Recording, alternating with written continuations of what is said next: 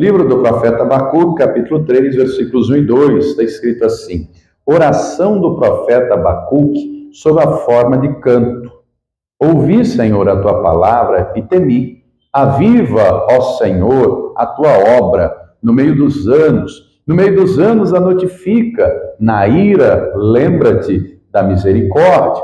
Vou ler mais uma vez. Oração do profeta Abacuque sobre a forma de canto. Ouvi, Senhor, a tua palavra e temi. Aviva, ó Senhor, a tua obra no meio dos anos. No meio dos anos a notifica. Na ira, lembra-te da misericórdia. O profeta então ora, após ouvir a palavra, para que viesse um avivamento, para que houvesse um avivamento. Ele viveu num período difícil. Ele viveu num período dos piores da história de Jerusalém, um período de degradação moral, um período em que a sociedade estava chafurdada na lama do pecado. Será que tem alguma semelhança com os nossos dias, não é? E o Espírito Santo, então, levanta este profeta para orar, após ouvir a palavra, para que houvesse um avivamento. Ele ouve a palavra, ele tem temor no coração e ele ora para que, mesmo que Deus ficasse irado pela promiscuidade, o pecado, Deus se lembrasse da misericórdia. Encontramos aqui, então, 4 coisas que são fundamentais para um avivamento pessoal, um avivamento coletivo, seja enquanto igreja, quanto congregação, um avivamento numa cidade, num estado, numa nação. Diga comigo: oração, palavra, temor de Deus e misericórdia de Deus. São 4 coisas fundamentais para um avivamento acontecer em nós e através de nós. Você crê que o Senhor vai falar conosco? Então, por gentileza, ocupe suas mãos e vamos dar ao Senhor e a sua palavra a melhor salva de palmas que você já deu. Feche os seus olhos, aplaudindo, glorificando, Senhor nosso Deus e Pai, e santo, bendito, amado, todo-poderoso, é que nos reunimos para confessar tanto, para te adorar, para bendizer e engrandecer ao teu santo e poderoso nome. É ordem, é mandamento do Senhor prestar culto somente a ti, adorar ao Senhor e os reunimos para isso.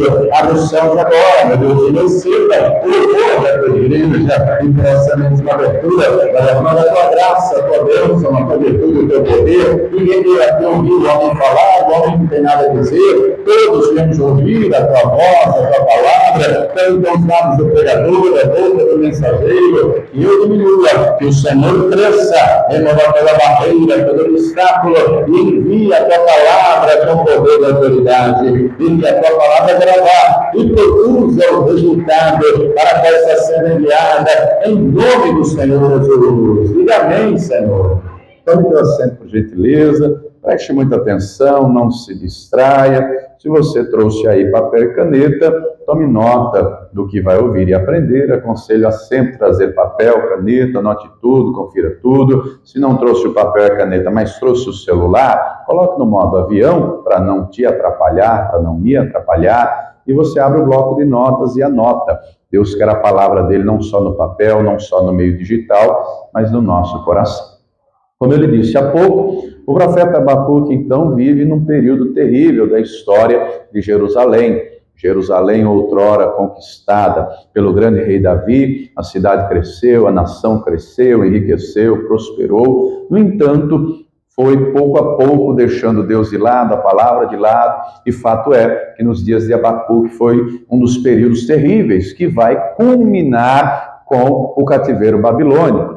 Abacuque é contemporâneo de outros profetas, dentre eles Jeremias, que prediz, inclusive, profetiza quem seria a nação que viria para exercer juízo sobre o povo de Judá, que seriam os babilônicos. E o livro de Abacuque é um pouquinho diferente dos demais livros proféticos, porque Abacuque não recebe uma palavra para levar a uma pessoa, a sacerdotes, a Jerusalém, a Israel. O livro de Abacuque é um diálogo de Deus com o profeta. Nos capítulos 1 e 2, temos o profeta questionando a Deus, falando com Deus, porque ele não entende o porquê de Deus levantar uma nação mais ímpia do que Judá para exercer juízo sobre Judá. E ele vai questionando a Deus, e a cada questionamento Deus responde. Tem coisas que eu e você não entendemos, mas Deus sabe tudo, conhece tudo, Ele é onisciente, onipresente, onipotente, Ele sabe, Ele conhece todas as coisas, Ele está em todo o tempo, Ele é o Todo-Poderoso. E Deus então vai respondê-lo. Dentre outras coisas, Deus vai dizer no capítulo 2, versículo 4, que o justo viverá pela fé. E após ouvir as instruções do Senhor, após ouvir e entender aquilo que Deus diz, vem aqui o capítulo 3, onde lemos a mensagem. Após ouvir a palavra, como diz o versículo 2, ouvi a tua palavra, Senhor, e temi. E ele ora dizendo isso, e ele ora em forma de canto. Ele está orando e cantando. Não sei se você já fez isso com algum louvor, sabe aquele louvor que você gosta, que parece uma oração, não é? Tem muitos louvores assim, e esta palavra é justamente uma dessas. Ele orou cantando. E nós encontramos aqui então no versículo, no texto lido, e deixa aí aberto, encontramos 4 coisas fundamentais para um avivamento. Primeira coisa, diga comigo, a oração. O versículo 1 deixa claro, a oração do profeta Abacuque. A oração é fundamental. Não é? A oração é fundamental e ao longo da Bíblia nós encontramos vários avivamentos, vários despertamentos através da oração. Encontramos o primeiro exemplo, está lá no final do capítulo 4 do livro de Gênesis. Depois você leia, anote aí, depois você lê. Você bem sabe, você bem conhece a história, né? Deus cria o ser humano como coroa da criação. Antes do homem ter fome, Deus já tinha criado comida, antes de ter sede, Deus já tinha criado água. Tudo que o ser humano precisava, Deus já tinha preparado. Colocou-os no Éden, mas dali a pouco o diabo veio e a insatisfação entrou, o descontentamento entrou, o pecado entrou. E o homem foi expulso do Éden. E essa primeira família, o primeiro casal, vai ter 2 filhos, e você conhece a história, né? Caim matou Abel. A descendência de Caim não quer saber de Deus, quer saber de qualquer outra coisa. Tem alguma semelhança com os nossos dias, né? Não há pecado em trabalhar, e todos nós precisamos trabalhar, seja com metalurgia, com música, ou com qualquer outro ramo. Mas a descendência de Caim não quer saber de Deus, não quer saber. Nos diz lá o texto, então, que Adão e Eva tiveram um outro filho chamado Sete. Sete tem um filho chamado Enos, e o texto lá vai dizer, então começou-se a invocar o nome do Senhor.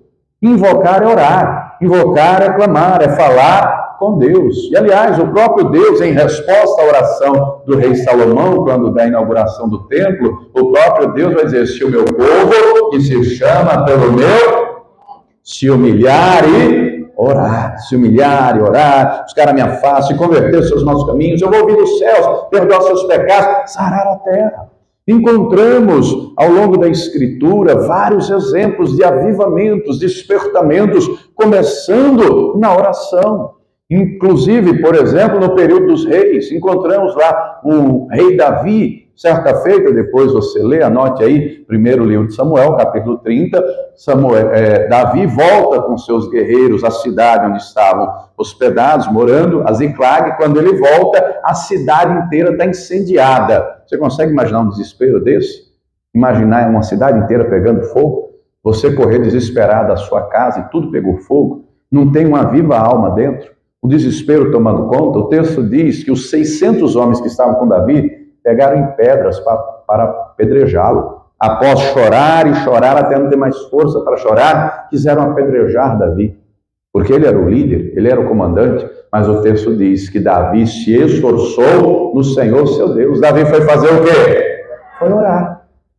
Tem coisa que nós não sabemos, mas Deus sabe tudo. Compreenda que a oração é o meio pelo qual Deus age.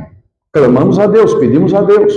Muita gente às vezes até usa a expressão, a oração tem poder. Não é a oração que em si tem poder. Quem tem poder é Deus. Mas a oração é o meio pelo qual o poder de Deus, a atuação de Deus é manifesta. Inclusive está escrito que a oração de um justo pode muito em seus efeitos. Não é a oração por si, mas o poder de Deus agindo. Vou lhe dar um exemplo simples. Imagine que uma dessas queimadas aí, não é? Ou que um prédio está pegando fogo. Quem é o grupo especializado em apagar incêndio? Num momento de incêndio tem que ligar para quem?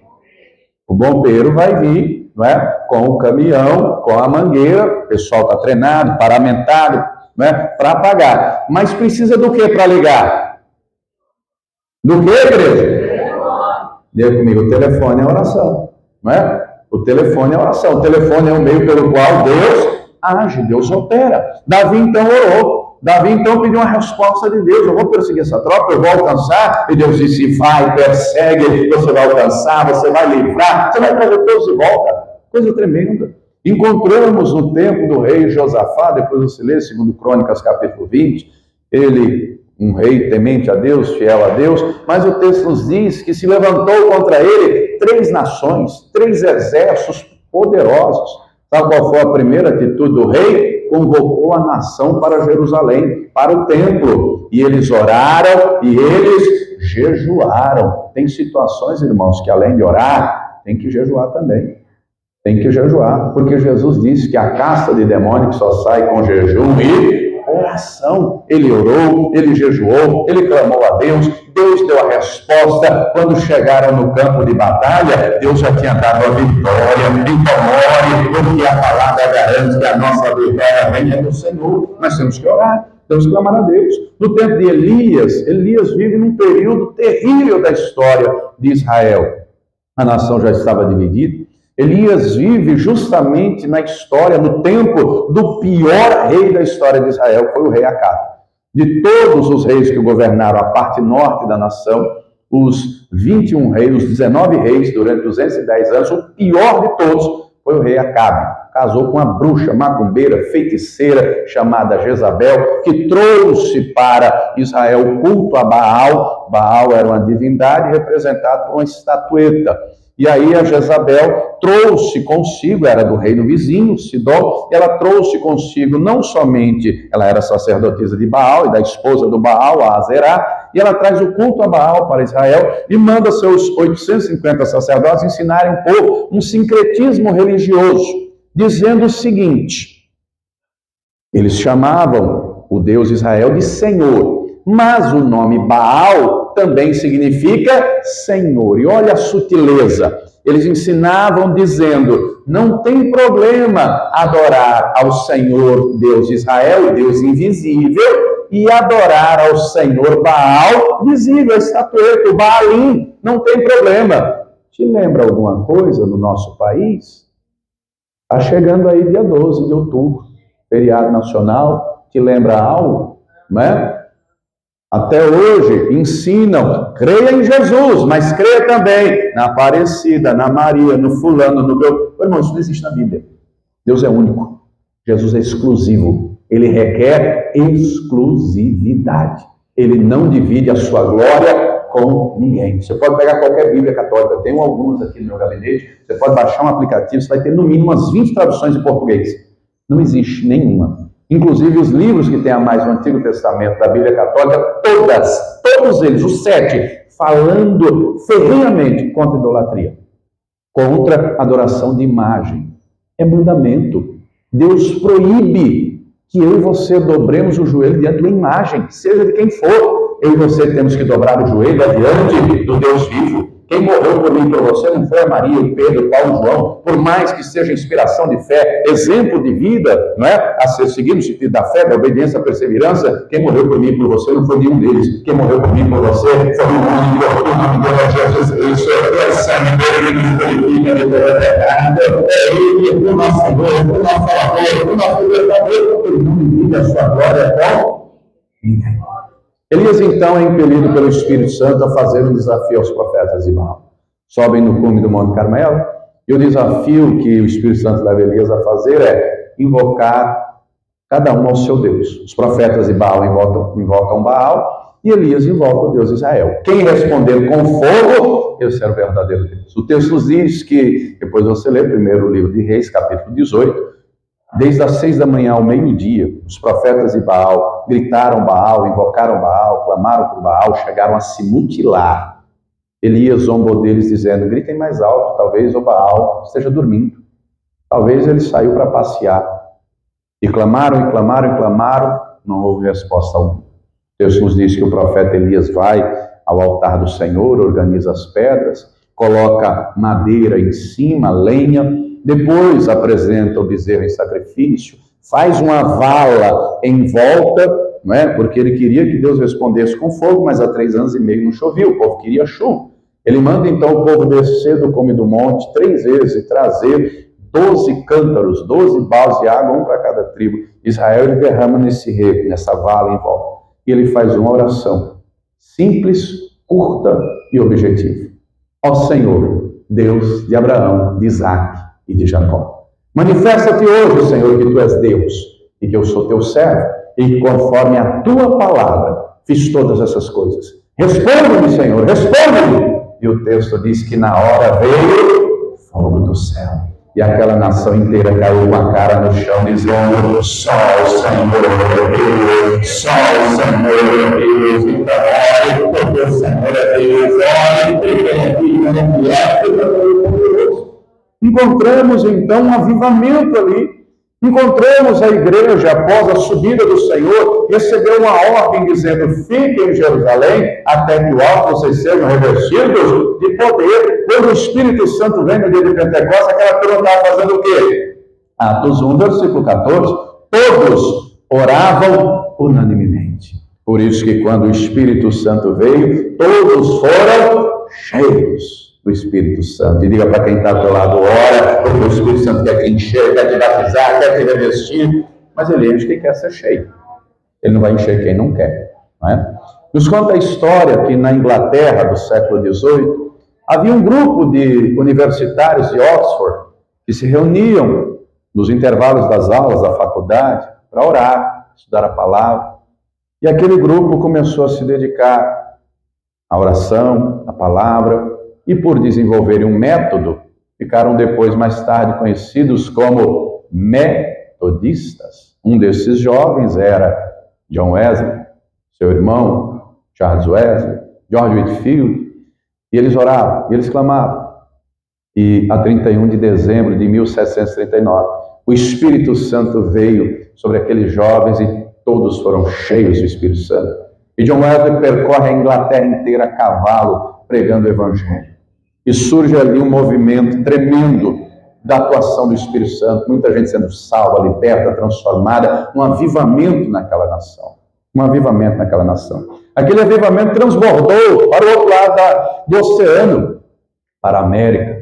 Nos conta a história, já mais recentemente, que certa feita, no início do século XX, sai uma excursão do estado da Carolina do Norte para a Inglaterra, para Londres, alunos ali na faixa de 10 anos de idade, e foram lá em Londres, na casa do John Wesley. A casa do John Wesley até hoje é um museu, virou um museu. Até hoje existe a mesma casa que John Wesley morou há mais de 200 anos, está lá até hoje. E muito bem, chega lá essa excursão, e a professora vai mostrando para aqueles alunos de 10 anos de idade, vai mostrando: olha, essa é a casa do John Wesley. E foi mostrando, e chega ao quarto. E no quarto havia, assim, do lado, 2 buracos no chão. E a professora explicava aos alunos, dizendo: vocês estão vendo esses 2 buracos aqui? Esses 2 buracos aqui foram feitos pelos joelhos do John Wesley, de tanto que ele orava. Era um homem de oração. Era um homem de oração. E aí, dali a pouco a professora sai, chama a turma, mas quando chega do lado de fora, ela percebe que falta um aluno. E ela volta: ué, cadê ele? Será que ficou lá dentro? Quando ela volta, ela vai procurando nos cômodos e chega ao quarto e tem um garoto de 10 anos de idade, com os 2 joelhos naqueles 2 buracos. E o garoto estava orando. Ele dizia: Senhor, faz de mim o John Wesley da minha geração. Me enche com teu Espírito Santo. Coloca a tua palavra na minha boca e me usa para pregar o teu Evangelho. A professora aguardou aquele garoto de 10 anos terminar aquela oração simples e objetiva. E quando terminou, a professora disse: vamos logo, Billy Graham, que a gente tem um monte de coisa para fazer, os lugares para ir. Você sabe quem foi Billy Graham? O maior evangelista do mundo. E se sabe, presencialmente, Billy Graham ganhou para Jesus 3.300.000 pessoas. Presencialmente. Billy Graham pregou aqui no Brasil nos anos 70 para um Maracanã entupido de mais de 140.000 pessoas. Não era padrão FIFA, só 70.000 não. Mais de 140.000. E na hora que ele disse, tem a pregação em português, se você quiser ver no YouTube, na hora que ele disse, quem quer entregar a vida a Jesus Cristo, a multidão levanta a mão. Billy Graham pregou em 195 nações do mundo. Para você ter uma ideia da popularidade dele, você sabe que nos Estados Unidos só tem 2 partidos, os republicanos fizeram uma pesquisa e verificaram que se o Billy Graham fosse candidato a presidente, não sei se você sabe, acredito que sim, os Estados Unidos é o país mais rico, mais poderoso do mundo. Ele seria eleito presidente. E mandaram a ele uma carta, dizendo que fizeram a pesquisa, verificaram que ele seria eleito e que queriam lançar a candidatura dele. E a resposta foi, agradeço muito o convite, no entanto, eu não posso rebaixar o meu cargo. Deus me levantou como pregador do Evangelho, eu não posso rebaixar para ser presidente dos Estados Unidos. Meu irmão, isso é convicção de fé, isso é um homem de Deus, isso é um homem de oração, isso é um homem com propósito. Morreu recentemente, né? Há pouco mais de 2 anos atrás, mas cheio do Espírito Santo, aos 99 anos de idade, pregando o Evangelho. Você quer avivamento? Diga para quem está ao teu lado, ore, a oração é fundamental. A oração é o combustível do cristão. Um carro só anda sem oração de 2 jeitos, ou ladeira abaixo, ou empurrando.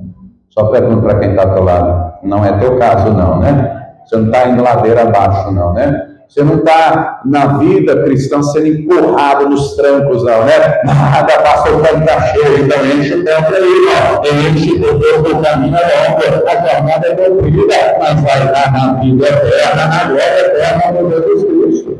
Tem que ter oração, tem que ter oração. Segunda coisa que lemos aqui, você está comigo ainda? Em Abacuque? Quem está aí, diga amém. Quem dormiu, diga amém. Glória a Deus. Abacuque 3, versículo 2. Ele diz, ouvi, Senhor, a tua palavra. Está escrito que a fé vem pelo ouvir e ouvir a palavra. Compreenda você, citei há pouco os capítulos 1 e 2, né? É Deus falando diretamente ao profeta. Meu irmão, Deus fala de vários meios, de várias formas. Encontramos exemplo na Bíblia que Deus falou a uma pessoa através de uma jumenta. Deus fala do jeito que Ele quer, como Ele quer. Deus usa a minha vida para falar com você, Deus usa o pastor A, B, C ou D, Deus usa a TV, Deus usa o rádio, mas eu e você, todos nós, temos acesso direto ao Todo-Poderoso. Não precisamos de terceiros, não precisamos de outra. O único mediador, diz a palavra, entre nós e Deus, diga comigo, é Jesus Cristo. Não é Maria, o Pedro, o Paulo, não é o pastor A, o pastor B, você tem acesso direto ao Todo-Poderoso. Como dizia o falecido Billy Graham, dobre o teu joelho e ore, até Deus responder. O problema de muita gente é que sequer, jamais ouviu a voz de Deus. Isso é terrível. Precisamos ouvir a palavra, seja ela através da pregação de alguém, mas também diretamente. Isso é comunhão, isso é intimidade. Por isso que Jesus diz, entra no quarto, fecha a porta. Para ouvir a palavra, de Deus. E a palavra é viva, ela é poderosa. A palavra de Deus não cai por terra, nem volta vazia. Ela é poderosa. E através da palavra, vemos ao longo da Escritura vários avivamentos. Como, por exemplo, citei há pouco, né, Davi, citei há pouco o rei Josafá. O rei Josafá mandou ensinar a palavra, ensinar o seu reino, para que todos conhecessem a palavra de Deus. Quando ele vai orar, depois você lê 2 Crônicas 20, ele orou uma promessa que Deus fez, de trazer proteção e livramento. Meu irmão, Deus é avalista da sua própria palavra. Deus não é homem para que minta, nem filho do homem para que se arrependa. Embora o contexto de Abacuque seja a iminência da destruição pelos babilônios, Deus levanta Jeremias para trazer uma palavra profética. Deus usa Jeremias, depois você lê o capítulo 29, para dizer que eles iriam ficar lá na Babilônia 70 anos. Mas Deus diz, passados 70 anos, eu vou trazer vocês de volta, porque bem sei eu os pensamentos que tenho a respeito de vós, pensamentos de bem, pensamentos de paz, para dar o fim que vocês desejam. Você pode dizer para quem está ao teu lado, o maior interessado em te abençoar é o Deus vivo, é o Todo-Poderoso. Mas para isso nós temos que fazer a nossa parte. Deus usa Jeremias lá para dizer, e orareis a mim, e voltareis, e ireis, e me buscareis, e me achareis, quando me buscarem todo o oração. Essa palavra vai se cumprir. Tempos depois, volta Zorobabel, que era descendente de Davi, liderando a turma. Depois volta Esdras. Depois volta Neemias a Jerusalém, reconstrói os muros. Neemias 8, o texto nos diz que Esdras reúne a cidade inteira. Ele lê a palavra. Ele explica a palavra. A pregação, basicamente, é 3 coisas: ler o texto, explicar o texto e aplicar o texto.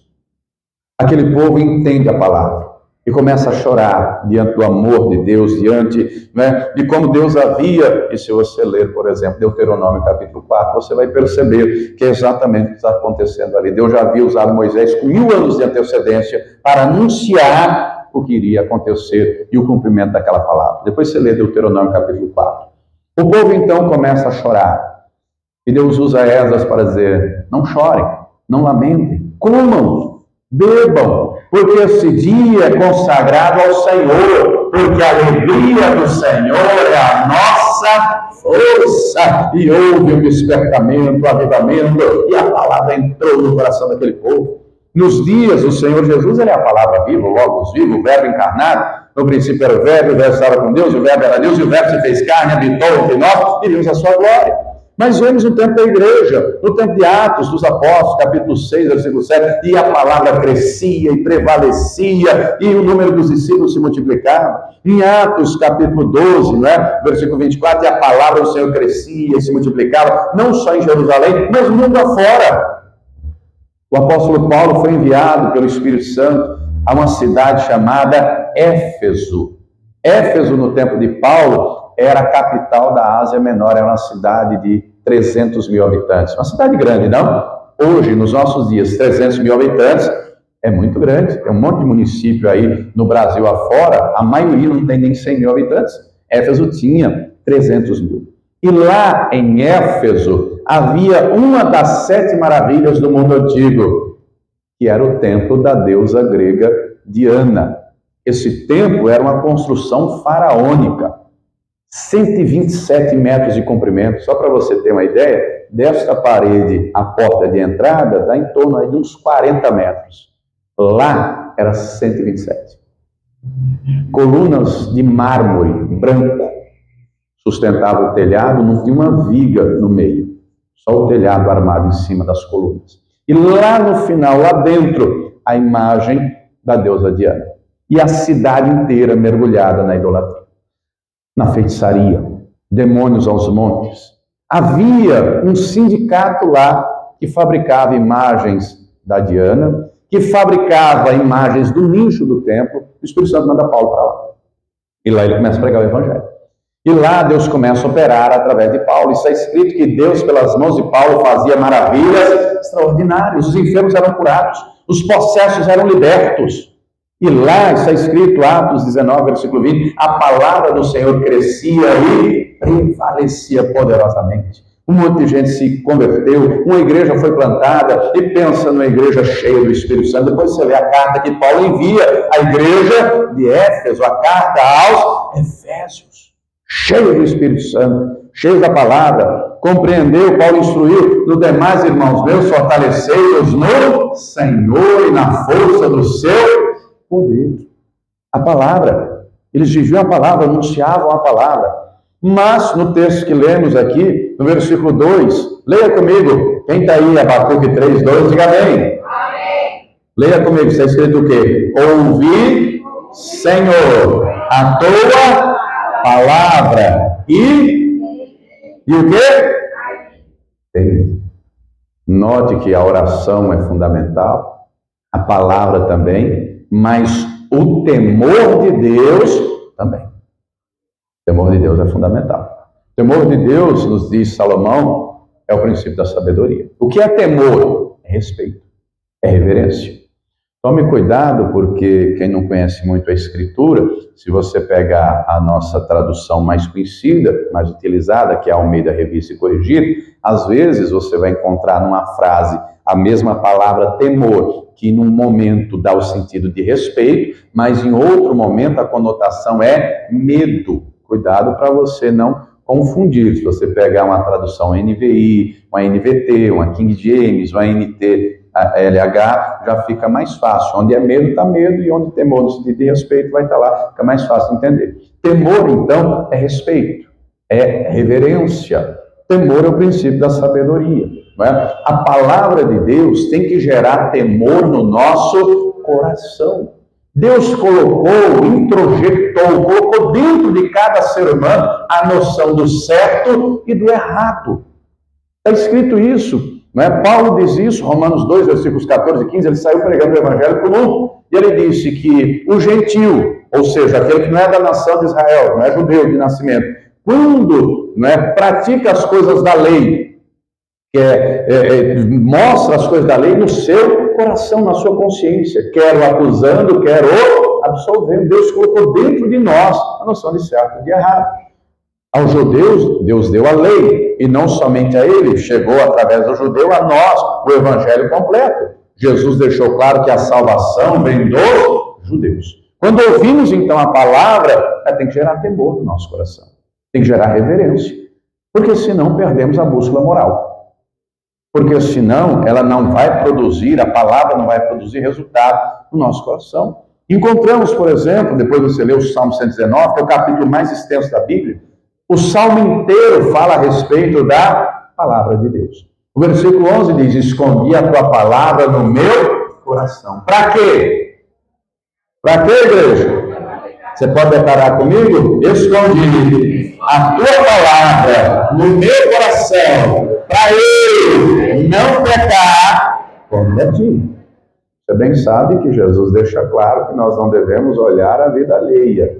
Não julgueis e não sereis julgados. Não cabe a mim e a você estender o dedo e apontar a vida de ninguém. Aponte o dedo, é para você, para a sua própria vida. Agora é necessário escondermos a palavra para não pecarmos. No versículo 25 está escrito, vivifica-me segundo a tua palavra. No livro de Jó, capítulo 28, versículo 28, está escrito que o temor do Senhor é a sabedoria e o apartar-se do mal é a inteligência. Então, nós temos que ter temor do Senhor, nós temos que nos apartar do mal. Lembra lá do José no Egito? Ele é levado para lá, ele é vendido como escravo, ele começa a trabalhar na casa do Potifar, vai indo bem, mas dali a pouco se torna mordomo-chefe, e o texto nos diz que a mulher do Potifar o assedia, um assédio descarado, dizendo, deixe comigo, e o José saindo pela tangente, escapando. Mas chegou um dia que ela armou o plano, tirou todos os céus de casa para ficar somente ela e o José.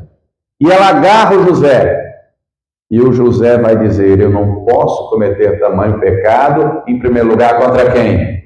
Deus.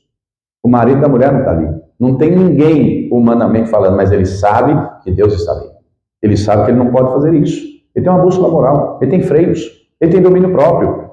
É uma mulher casada, não pode adulterar. E o que é que ele faz? Foge. Ele foge. A mulher fica com a roupa na mão, a roupa do José. Ele é lançado na cadeia inocentemente, sem crime algum, mas ele preferiu sofrer o dano do que pecar contra Deus. No Novo Testamento está escrito, 1 Tessalonicenses 5, que nós temos que nos afastar até da aparência do mal. Vou dar um exemplo simples para você entender o que é isso. Quem já tomou um refrigerante chamado tubaína, que vem na garrafa de cerveja? Imagine você, em um desses bares aí dessa imensa avenida, você sabe que essa avenida corta a cidade inteira, Imagine que num desses bares aí, estou eu lá sentado na calçada, numa mesa, e eu peço lá uma tubaína. E o dono do bar traz a tubaína e traz também um copo americano. E estou eu lá com o meu copinho cheio com a minha tubaína e passa tudo. A pé, de moto, de carro, de ônibus, sei lá, do jeito que você quiser. Você vê eu com o copo americano na mão cheio. Vai pensar que eu estou tomando o quê? Pode falar, o quê? Na circunstância, qualquer um pensaria a mesma coisa. Então, se gosta de tomar um refrigerante, toma em casa. Por quê, pastor? Porque nós temos que apartar da aparência do mal. Porque está escrito, tudo me é lícito, mas nem tudo me convém. Porque está escrito que nós não podemos ser motivo de escândalo, nem para judeus, nem para a igreja, nem para a igreja de Cristo. Quem está entendendo, diga glória a Deus. Não é pecado tomar um refrigerante, o máximo você arrebenta a sua saúde, tome cuidado, mas tirando isso não é pecado, não é? Vemos na Escritura, por exemplo, quando o Senhor envia Jonas aos ninivitas, a pregação vai ser curta e grossa. Em 40 dias essa cidade será destruída. Tiveram temor de Deus, se arrependeram, oraram, jejuaram, se humilharam na presença do Senhor. Diga comigo, Deus os perdoou e eles foram salvos. Que coisa tremenda. E para quem está ao teu lado, conserva o temor de Deus, viu? Agora pense você com você mesmo. Será que nos nossos dias tem gente aí perdendo o temor? Vivemos em dias, amados, que já tem decisão judicial autorizando registro de criança no nome de 3 pessoas, um pai e 2 mães. Vivemos em tempos em que absurdos e absurdos acontecem, leia, aliás, veja a televisão todos os dias que você vai perceber isso. Vivemos em tempos, já houve aí gente zombando da nossa fé e de tantas e tantas outras coisas, verdadeiros absurdos, né? Eu não sei se você lembra, há poucos anos atrás, um jornal na cidade de Paris fez uma charge. Você sabe que charge é um desenho de Maomé. Sabe o que os muçulmanos fizeram? Mandaram uma bomba explodir o jornal. Porque com eles o negócio é radical. Não brinca com a fé deles não, que com ele o negócio é mais embaixo, né? Mas muitos por aí querem zombar da nossa fé e geralmente esses eventos da carne, seja carnaval, seja parada gay, querem zombar como se de Deus zombasse, mas a palavra diz que de Deus não se zomba. Mas perderam o temor. Vivemos em dias, preste atenção, satanismo virou religião. O Rio Grande do Sul foi assolado pelas enchentes recentemente, há poucos meses atrás, e há poucos dias saiu uma reportagem que levaram para lá uma fazenda, lá um retiro, lá um pessoal lá, uma estátua imensa do diabo, para adorarem o diabo. Vivemos em dias em que a nossa Constituição diz que o Estado é laico, logo é admitida todas as religiões, dentre elas o satanismo. Não é? Será que tem gente que perdeu o temor de Deus? Estão aí aos montes. Outro dia veio ao nosso país, na praia de Copacabana, no Rio de Janeiro, uma das cantoras mais famosas do mundo, supostamente para fazer um show, mas aquilo não foi um show, aquilo foi um culto satânico, transmitido em televisão aberta para o país inteiro assistir. Muita gente tem perdido o temor de Deus. Isso é seríssimo, não é? Porque cada um dará conta de si a Deus. Encontramos aqui ainda, você está comigo ainda, em Abacuque, capítulo 3, o texto nos diz ainda, não é? O texto nos diz ainda, ouvi, Senhor, a tua palavra e temi, aviva, ó Senhor, a tua obra no meio dos anos. No meio dos anos, notifica. A parte final, o que está escrito aí? Na ira, lembra-te da misericórdia. Note que o profeta ora para Deus avivar a sua obra no decorrer dos anos. É necessário, continuamente, constantemente, um avivamento. É necessário. É necessário. E é necessário, para haver avivamento, a misericórdia divina. Tem que ter oração? Claro. Tem que ter palavras? Sem sombra de dúvidas. Tem que ter temor? Objetivamente. Mas tem que ter também, diga comigo, misericórdia de Deus. Por quê, pastor? Porque isso é escrito, Lamentações 3, versículo 22, que as misericórdias do Senhor são a causa de nós não sermos consumidos. As misericórdias de Deus não têm fim. Eu e você pecamos. E a misericórdia é não dar aquilo que a pessoa merece. O salário do pecado é o quê? Então eu e você merecemos o quê? A morte. Aliás, não é só a morte, não. Diga para quem está ao teu lado. Nós dois merecemos o inferno. Simples assim. Simples assim. Se alguém levantar a mão para dizer que nunca pecou, já está pecando. Porque a Bíblia diz que todos pecaram e destituídos estão da glória de Deus. Se dissermos que não pecamos, disse João na primeira carta, somos mentirosos. A verdade não está em nós. Dependemos da misericórdia de Deus. A salvação é obra exclusiva de Jesus Cristo. Não é mérito meu, não é mérito teu. Eu tenho o mérito de Jesus Cristo. É o céu do correio, é o amor de Deus, é a graça de Deus. É a misericórdia que chegou a mim e a você. Merecemos o inferno, mas Deus nos amou de uma tal maneira que deu o único filho para que todo aquele que nele crê não pereça, mas tenha A vida eterna.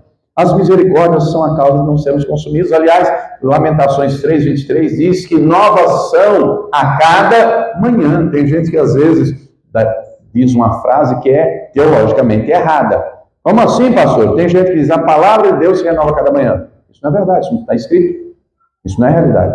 A palavra de Deus não se renova a cada manhã. A palavra de Deus é a mesma ontem, hoje e eternamente. Porque Jesus é o mesmo ontem, hoje e eternamente. Jesus disse, céus e terra passarão, mas a minha palavra não vai passar. Esse é o evangelho eterno. É a palavra eterna, a palavra não muda.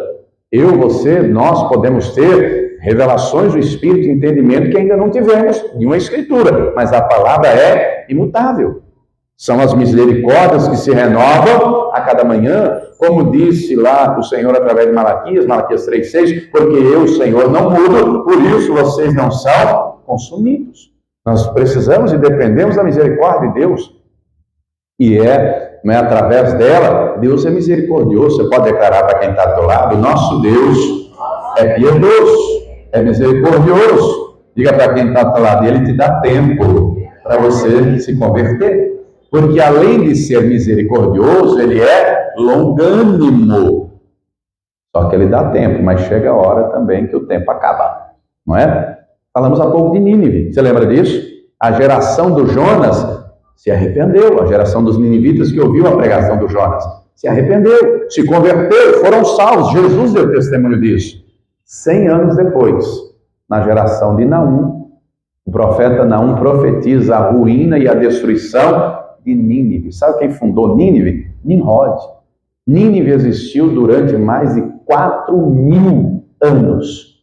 Foi varrida do mapa. Hoje, lá é um deserto.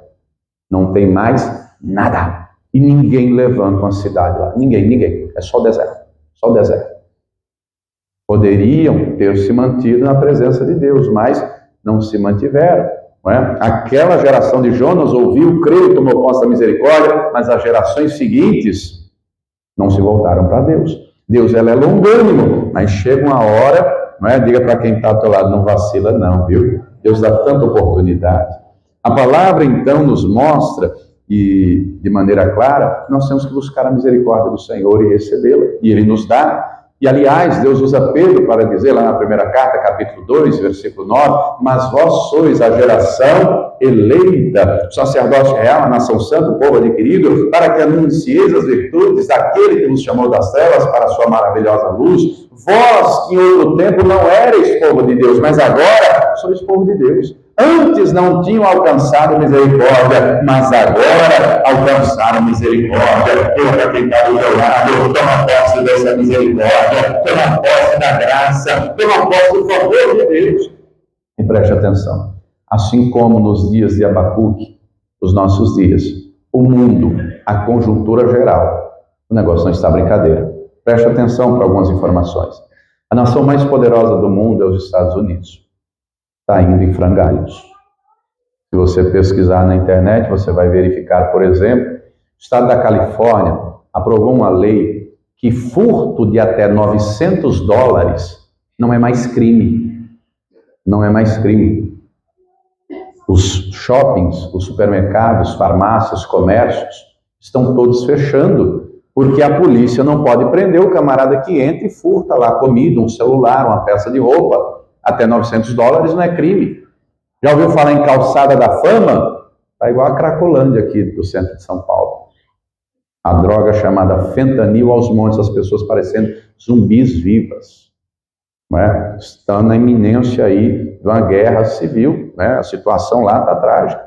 Do outro lado do mundo, lá na Europa, a Europa está sofrendo com uma imigração desenfreada de gente da África, de pessoas, por exemplo, muçulmanos aos montes. A Alemanha, a Itália, a França, a Espanha. O Oriente Médio, então, nem se fala. É um barril de pólvora. Estamos em iminência de uma terceira guerra mundial. O Irã, não é, cresceu porque, infelizmente, o atual mandatário dos Estados Unidos é fraco. Como assim, pastor? A nação mais poderosa do mundo, amados, é meio que, entre aspas, uma polícia internacional. Eles têm o exército mais preparado do mundo. O maior orçamento militar do mundo é dos Estados Unidos. No entanto, se o líder era fraco, o líder atual lá suspendeu o embargo que tinha sobre o Irã. Isso, na prática, é 150 bilhões de dólares. E o Irã cresceu. O Irã é quem patrocina, financia o Hamas, o Hezbollah e outros grupos terroristas. E essa turma toda quer varrer os israelenses da face da terra. A palavra deixa claro, Jesus disse, a salvação vem do judeu. Simples assim. Deus tem um povo. Preste atenção que é um pensamento errado achar que o povo de Israel vai ser removido para a igreja entrar no lugar. Não. Tem judeu messiânico, tem judeu que crê em Jesus, tem judeu que será salvo, tem judeu que não será salvo. Do mesmo jeito, tem brasileiro que vai ser salvo, tem brasileiro que não vai ser salvo. Deus de Deus tem um povo só, o Israel de Deus. Deu para entender? Mas esses grupos aí querem varrer Israel da face da terra. Está no Estatuto do Hamas, do Hezbollah. O Ali Khamenei, que é o líder máximo do Irã, já disse que quer varrer Israel da face da terra. Israel tem que se defender. E lutando em várias frentes. E aí enviaram esses dias, o Irã enviou 180 mísseis, Israel destruiu todos no ar, mas um ou outro acabou caindo lá, mas não feriu ninguém. Israel já disse que vai responder à altura, com firmeza. E o Irã já está dizendo, se Israel responder, vamos usar armamento nuclear. Você tem ideia do que é uma ogiva nuclear? Há 50 anos atrás, um ex-presidente russo chamado Mikhail Gorbachev escreveu um livro chamado Perestroika. E neste livro ele dizia que a Rússia já tinha, há 50 anos atrás, armamento nuclear suficiente para explodir o mundo 27 vezes. 50 anos atrás. Você tem noção do que é isso? Hoje, várias nações, a Rússia, não é? A Inglaterra, a França já não quer mais que Israel tenha mais armamento, quer que Israel se renda. Não é? Olha só que coisa. Depois você dá uma pesquisada aí que você vai ver. O negócio é seríssimo. Nós estamos na iminência do fim, a conjuntura global. Na economia, o FMI já disse que é necessário as nações logo terem uma única moeda e digital.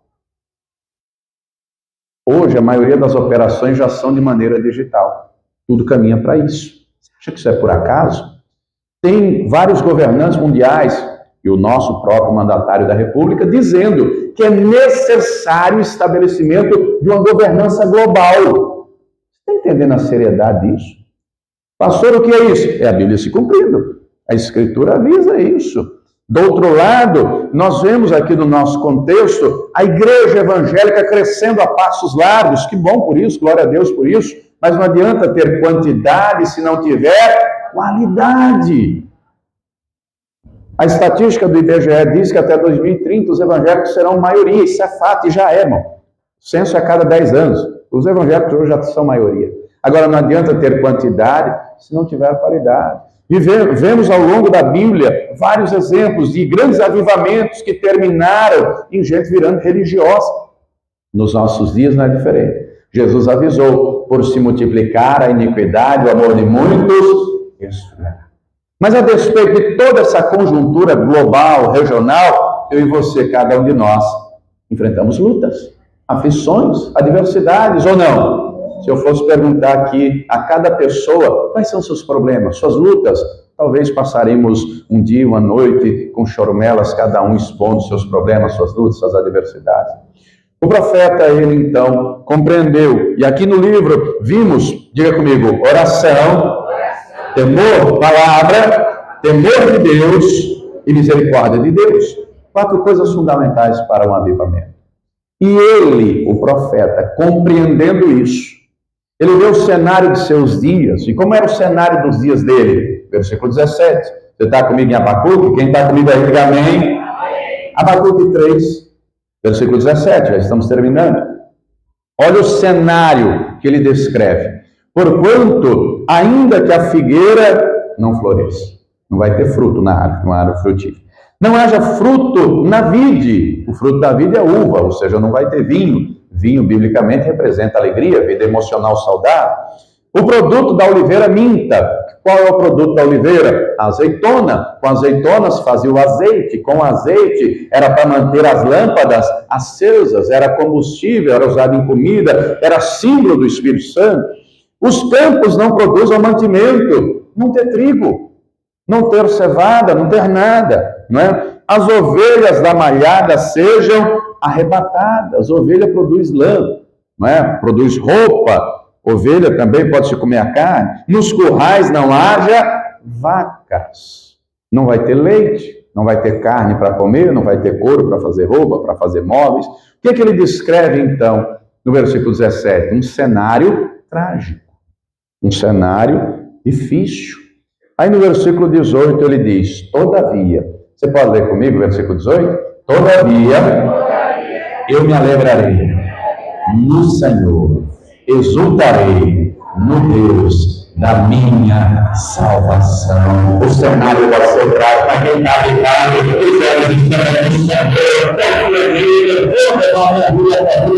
na mão do lado de você, está na mão do meu o Senhor é a minha força, é o Senhor que coloca os meus pés.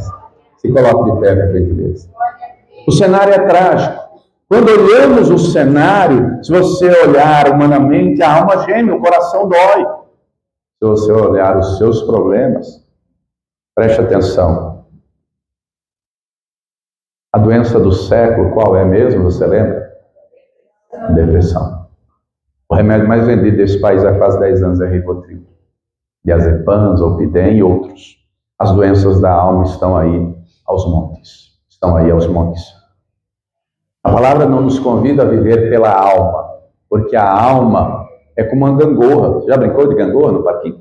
Uma hora está em cima, outra hora está lá embaixo. Roda gigante, uma hora está em cima, outra hora está embaixo. A alma é assim. Tem dia que você acorda sorridente, tem dia que você acorda... Tem dia que você acorda aí mesmo como que o super-homem, a Mulher Maravilha. Mas tem dia que você acorda como aquele desenho animado, que a hiena diz...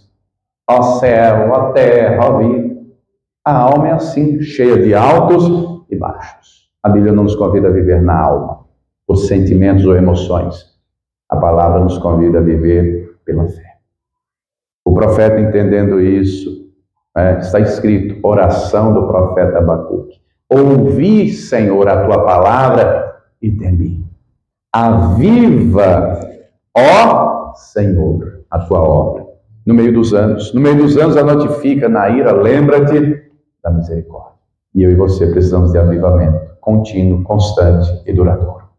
A obra do Senhor precisa ser feita em nós e através de nós, na nossa vida e através da nossa vida, na nossa casa, no trabalho, nessa cidade. Tem um pórtico lá na entrada da cidade que diz, você lembra? Carapicuíba é do Senhor Jesus. Mas é necessário um avivamento, porque havendo avivamento, haverá arrependimento, haverá conversão, nós vamos orar e os demônios vão cair por terra, e a palavra de Deus vai prevalecer, e os traficantes vão se converter, os que estão nos vícios vão se libertar e se converter, haverá temor de Deus, a criminalidade vai diminuir, vidas serão salvas. Você está entendendo a seriedade disso? Agora tem que ter avivamento em nós, porque se houver avivamento em nós, vamos nos preocupar com quem está à nossa volta. Quando o coração já está caindo em mornidão, não está nem aí com quem está do lado, não está nem aí com a vida do outro, que se dane, o problema é dele. Mas quando o coração está avivado, cheio do fogo do Espírito, a pessoa ora, leva a palavra, abraça, evangeliza, leva o fogo do Espírito, leva o óleo fresco na presença do Senhor. Precisamos de um avivamento contínuo, constante e duradouro. E eu pergunto, você quer esse avivamento?